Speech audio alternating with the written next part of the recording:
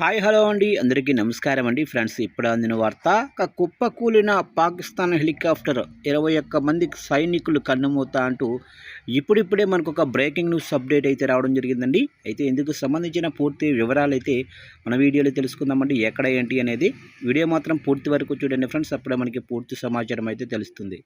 Late చేయకుండా టాపిక్లోకి వెళ్ళిపోదాము. ఇక పాకిస్తాన్ సైన్యానికి చెందిన ఓ హెలికాప్టర్ ఘోర ప్రమాదానికి గురైంది.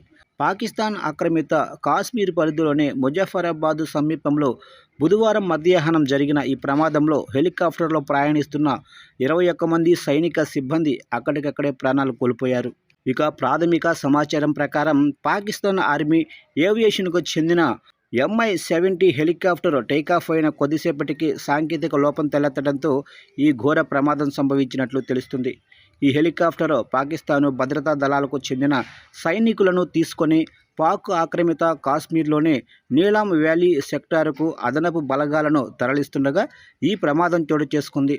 ఆకాశంలో ఉండగానే హెలికాప్టర్లో సాంకేతిక సమస్య తలెత్తినట్లు పైలట్లు గుర్తించారు. ప్రమాదాన్ని నివారించేందుకు క్రూ సిబ్బంది హెలికాప్టర్ను అత్యవసరంగా ల్యాండింగ్ చేయడానికి శతవిధాలా ప్రయత్నించారు.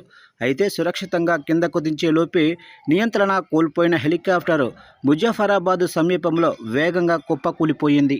ఇక ప్రమాదం జరిగిన వెంటనే స్థానిక అధికారులు, సైనిక రెస్క్యూ అలాగనే రికవరీ బృందాలు ఘటనా స్థలానికి చేరుకొని సహాయక చర్యలను ప్రారంభించాయి. తీవ్రమైన మంటల మధ్య శిథిలాల నుంచి మృతదేహాలను వెలికితీసే ప్రక్రియ కొనసాగుతుంది.